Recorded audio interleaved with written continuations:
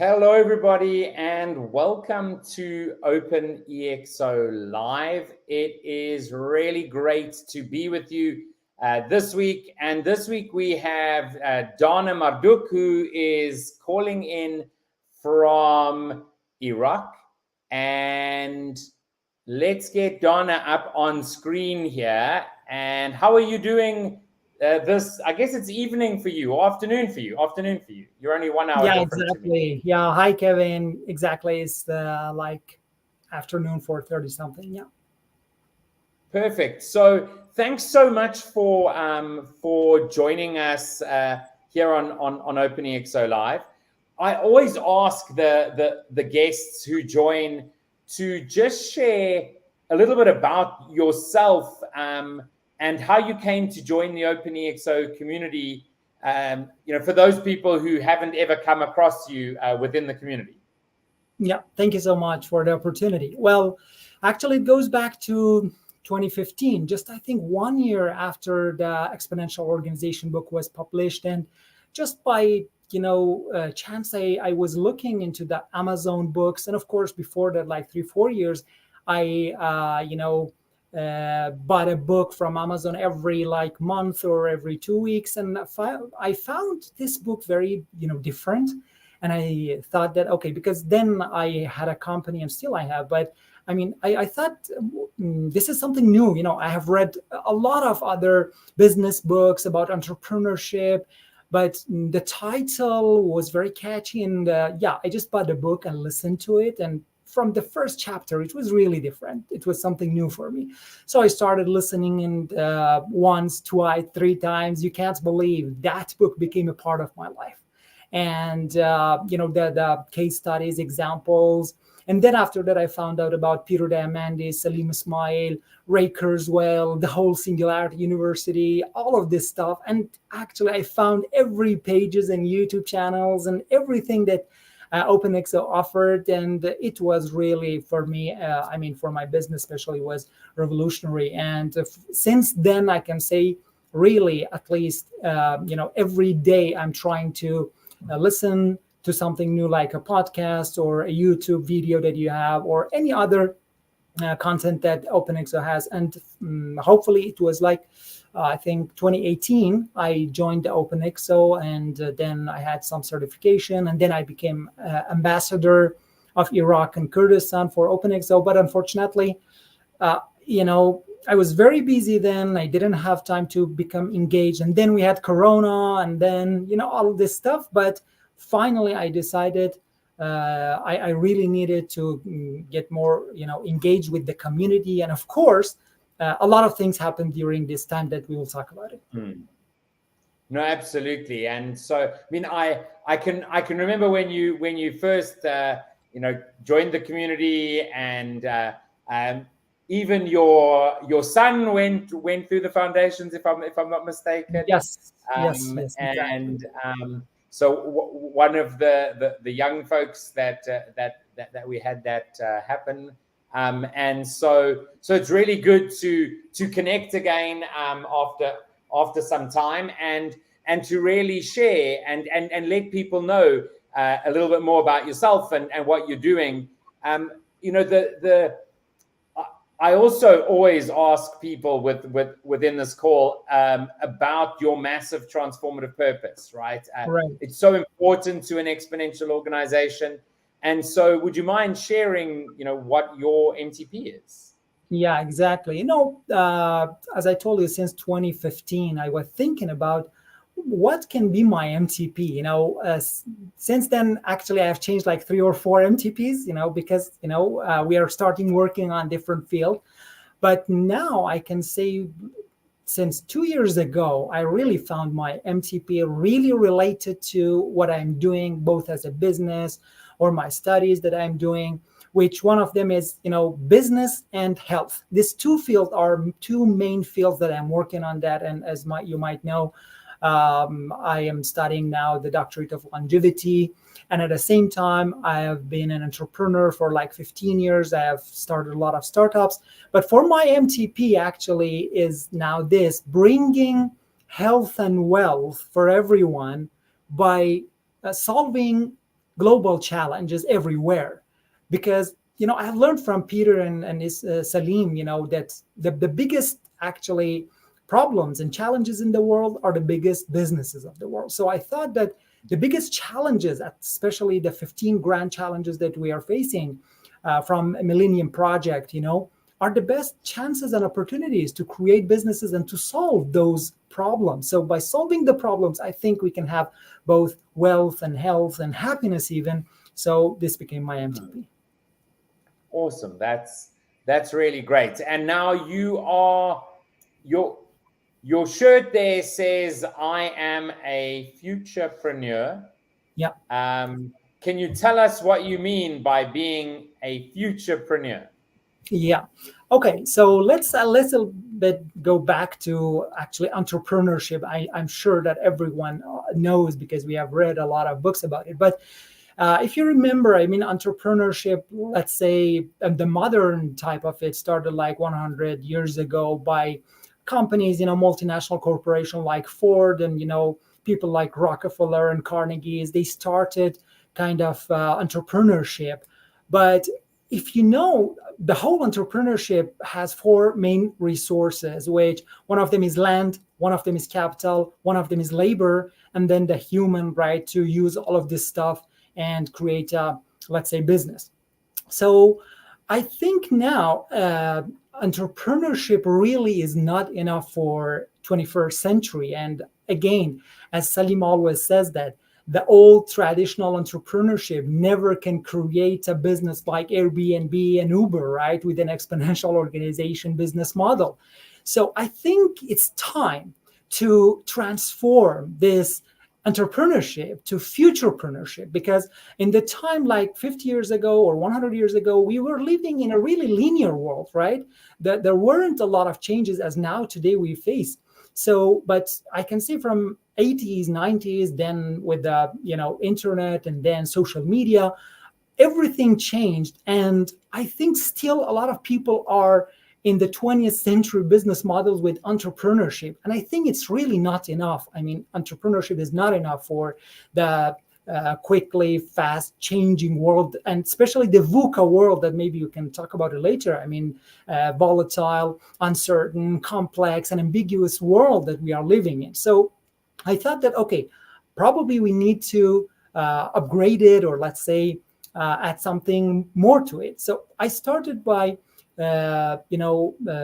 future thinking. It was like 6 years ago when I became a member of World Future Studies Federation. I really didn't know that we have an academic field so rich with the name of future studies or future thinking, but then step by step I became familiar with it, with the techniques that are there in this field. And then I thought that, okay, these two fields really need each other. We need foresight, future thinking, or forward thinking, let's say, for entrepreneurs to see the signals and trends. They can actually somehow anticipate what's going on. And as you know, a lot of big businesses, like the traditional examples, the classical examples like Nokia and Kodak, they failed because they could not anticipate the changes ahead. They were linear thinkers, right? So I thought that, okay, we need something like this. Then I came up with the word futurepreneurship, a mix of entrepreneurship with all those foundations, with the future studies field. But just it was not enough again until like 2 years ago. I thought that we still need more and more parts of it, which exponential organization is the third element that I added to it. And still there are more, because we cannot really start a business now if we want to scale it quickly without the exponential organization model. Okay, and so you've taken all this thinking and your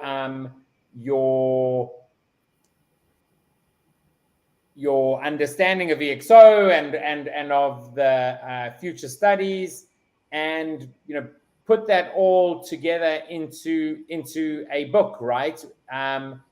So how has that process been? And can you share a little bit about what's in the book? Yeah. Well, I would like to share the slide that we have, if you could just share it so that I can talk more about it. I have defined 7 pillars or foundations for the futurepreneurship. And of course, I have not invented any of them. I have just tried to emerge them and use, because they are somehow really helping each other in each field. So the first one is definitely the foundation of futurepreneurship is entrepreneurship, because we really need some qualifications for the people who call themselves entrepreneurs, but it's not enough. So future thinking is a method that will help us with the techniques like, environment scanning, like scenario planning, like backcasting, like Delphi, technique, like a lot of other techniques that we use in future studies. So I thought that this can help to grow the businesses, to help the businesses actually. And then exponential organization is the third part, that we really, as I told you, cannot build a new business with the 20th century business model. But I thought that, okay, how we are going to do all these things, and then with the rising of the AI in 2023 and ChatGPT, becoming democratized, right?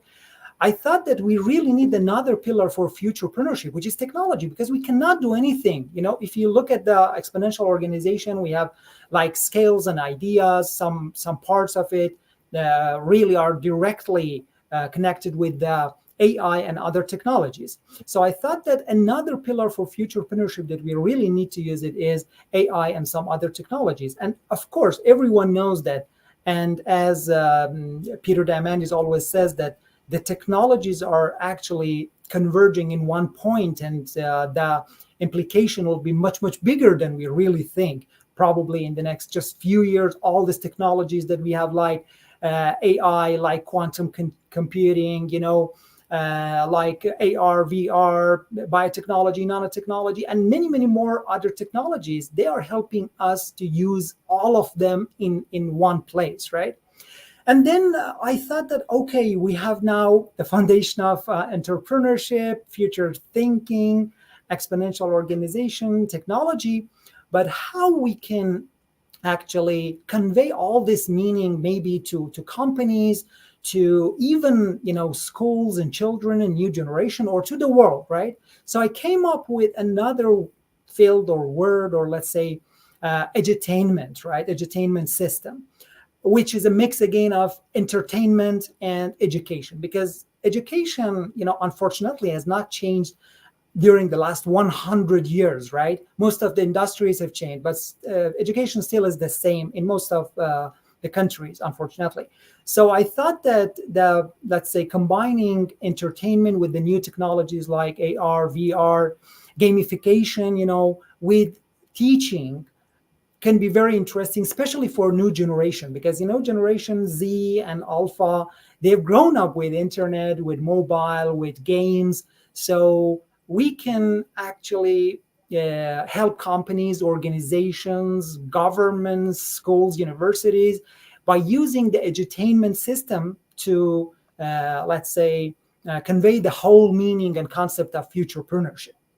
Then, since 12 years ago, actually, Kevin, I was involved in studying about health and longevity. And until recently that I started my academic education about longevity, I found out that business and body almost are very much the same, in terms of their system. But our body is a system, and a business is a life system, right?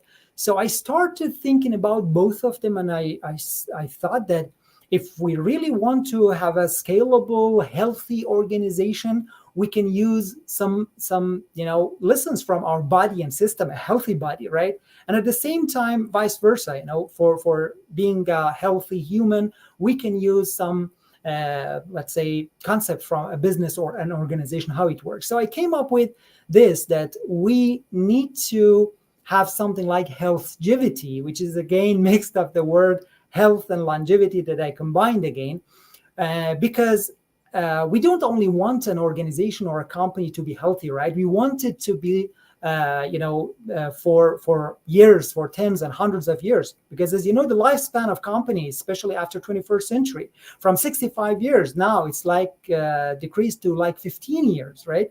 So it actually told me, it came to my mind that this part is something necessary to be in the futurepreneurship mindset. And finally, community.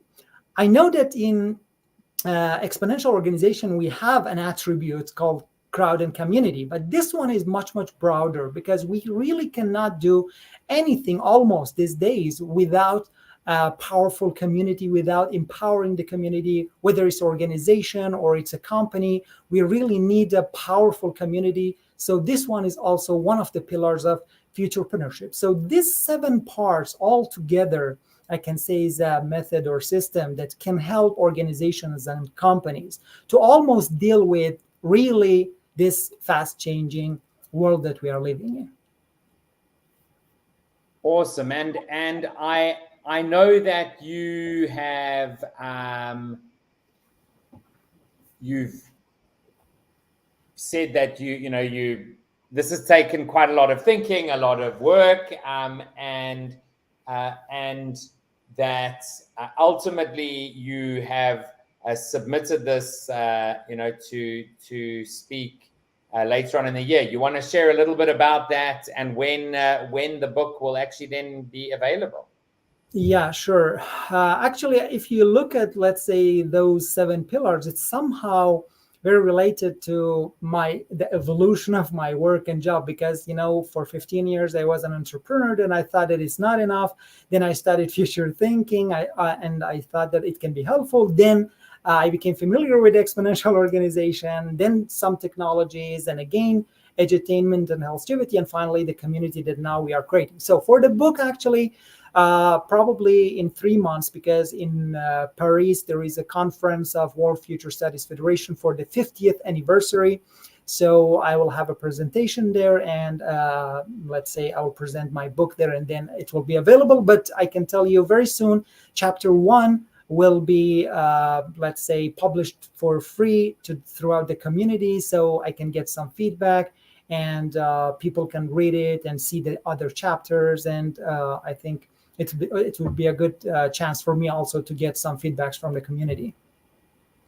Awesome. Now that'll be really great. Ultimately, using the EXO model, would you say you actually have leveraged it in writing the book, and how are you actually, since learning about EXO, have you been leveraging the actual model in your daily sort of activities?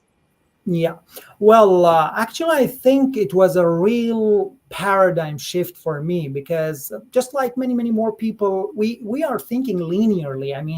And we don't know that we are thinking linear until we are introduced to exponential mindset, right? Because when you don't know, you don't know, right? This is the problem.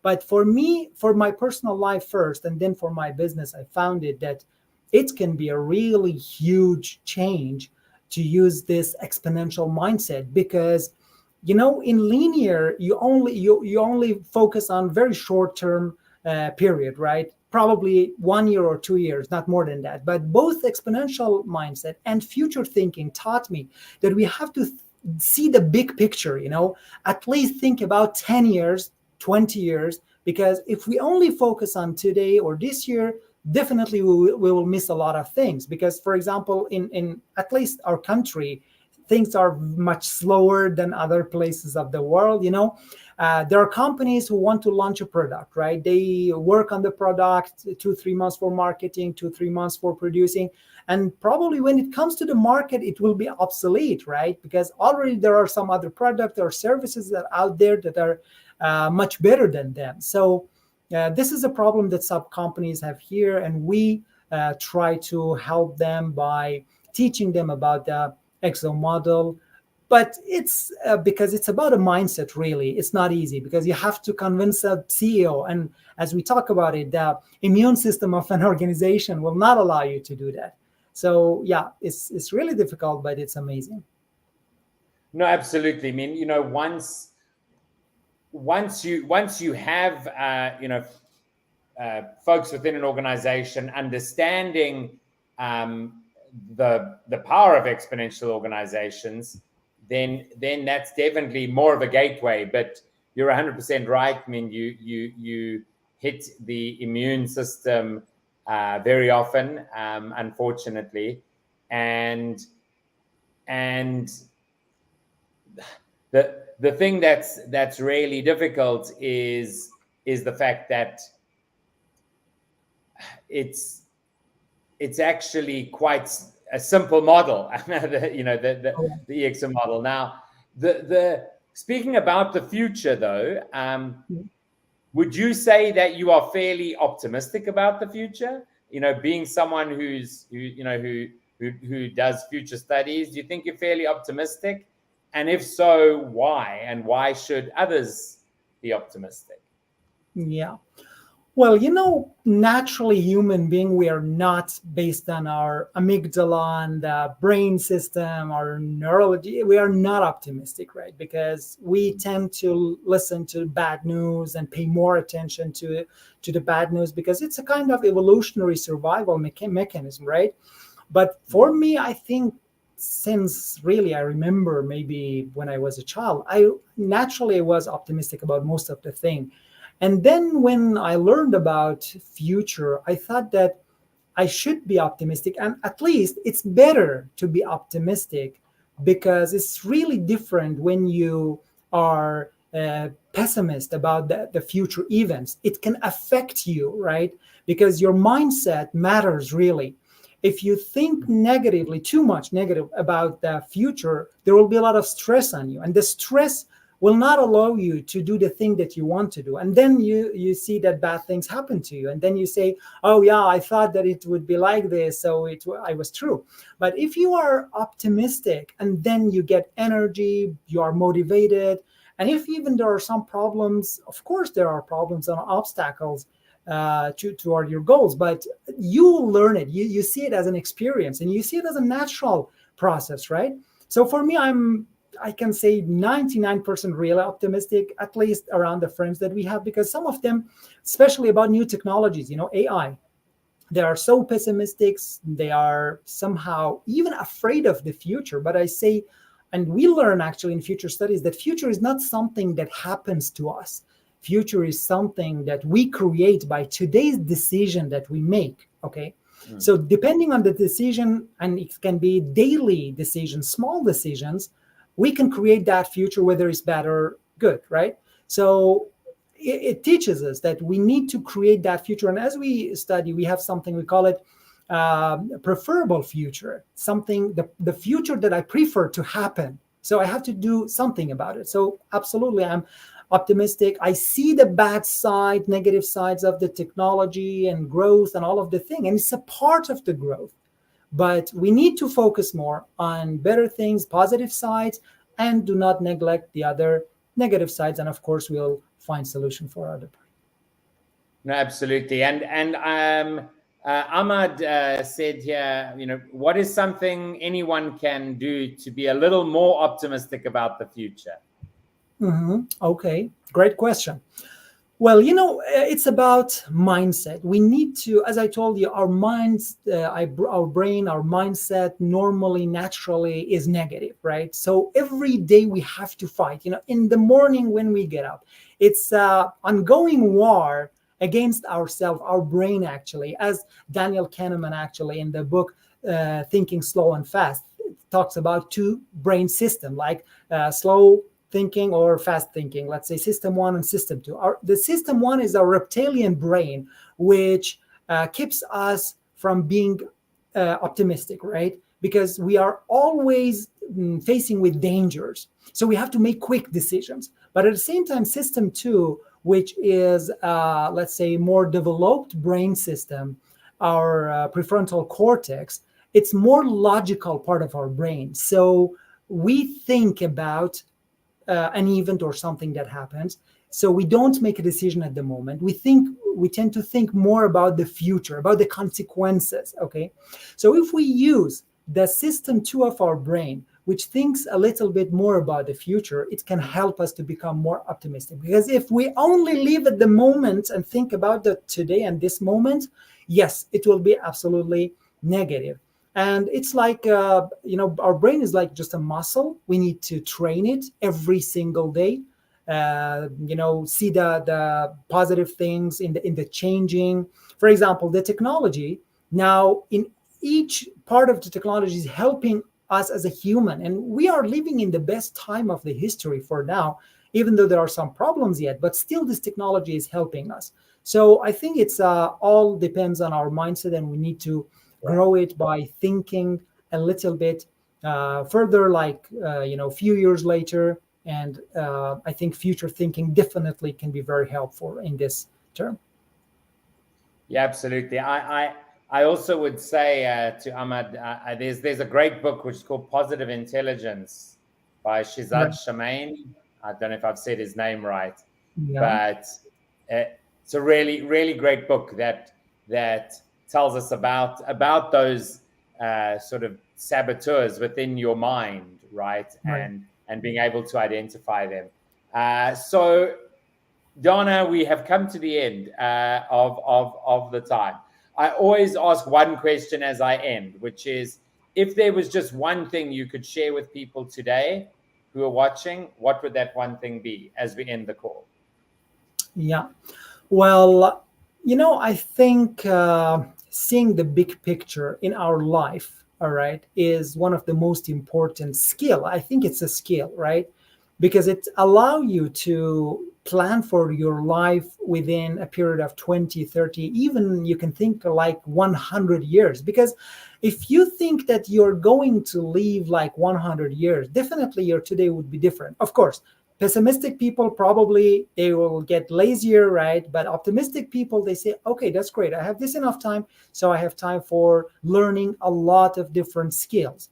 So seeing the big picture in business also is very helpful, because we are ahead of some other people and organizations and companies, because we can see the changes. We can see the trends and the signals that other people might not be able to see it. So I think this is a really important skill. And sorry, we didn't have enough time to talk about the Futurepreneurship's pillars in detail, but I think in next week's masterclass, we'll have enough time to talk more about the details. Absolutely. Dana, it's been wonderful chatting with you. And yeah, we will see you in next week's masterclass, as well as in the community. Thanks so much for being here. Thank you. Thank you so much. Bye-bye.